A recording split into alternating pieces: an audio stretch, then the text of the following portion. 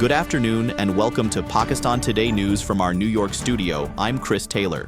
We begin with renewed political tensions near Rawalpindi's Adayala jail, where protests erupted once again as Pakistan Tehreek-e-Insaf activists clashed with police. Demonstrators were demanding access to jailed PTI leader Imran Khan, who the party says has been barred from meeting his family and lawyers despite existing court orders.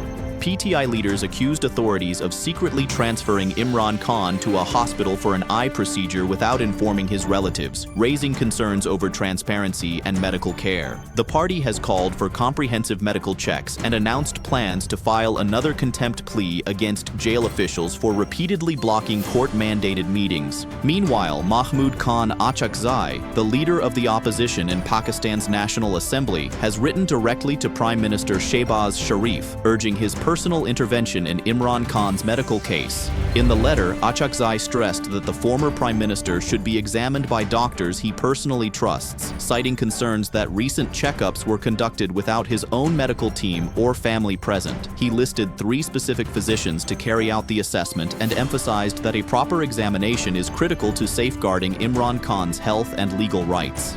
PTI has reiterated its demand for family access, pointing to what it describes as ongoing health concerns. Turning now to diplomacy, Prime Minister Shehbaz Sharif has reaffirmed Pakistan's commitment to strengthening friendly relations with Libya during a meeting with a high-level Libyan delegation in Islamabad. The delegation included Libyan Prime Minister Dr. Osama Saad Hamad and senior military leaders, with discussions focusing on cooperation in peace, stability, and development. Deputy Prime Minister Ishaq Dar and Army Chief Asim Munir were also present, as both sides expressed interest in expanding collaboration and building on recent defense agreements. For more on these talks, let's go live to our correspondent in Islamabad. Sarah William is standing by. Sarah, what are the key takeaways from today's meeting? Chris, officials here described the meeting as a significant step in deepening Pakistan-Libya ties. Both sides emphasized practical cooperation, particularly in defense, security coordination, and development initiatives. Libyan leaders praised Pakistan's role in regional stability, while Pakistani officials highlighted opportunities for expanded economic and military engagement. Sources say follow-up visits and technical-level discussions are expected in the coming months to turn these commitments into concrete outcomes. Thank you, Sarah, for that update.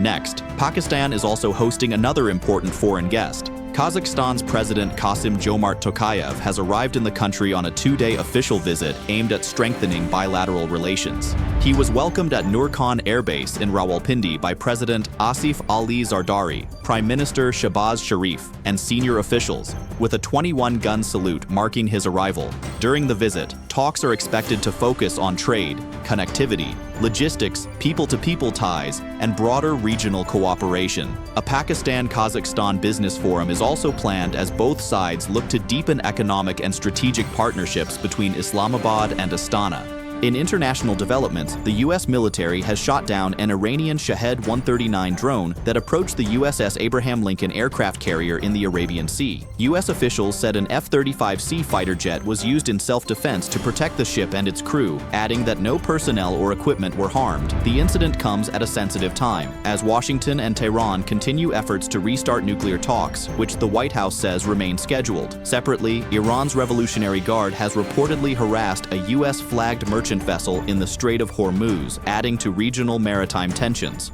Back at home, the Capital Development Authority has told the Islamabad High Court that its controversial tree-cutting operation in the capital was carried out on direct orders from the Prime Minister's office.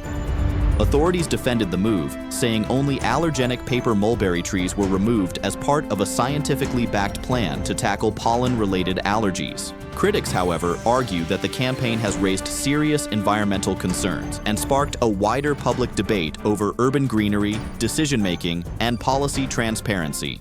And finally, in business news, JP Morgan is preparing to launch a new global frontier bond index that will track local currency sovereign bonds across around 20 to 25 emerging and frontier economies. Pakistan is expected to be among the top-weighted countries in the index, reflecting its relatively large bond issuances. The benchmark is designed to meet growing investor demand for higher yield and diversified debt, with caps planned on individual country weights to ensure broader representation.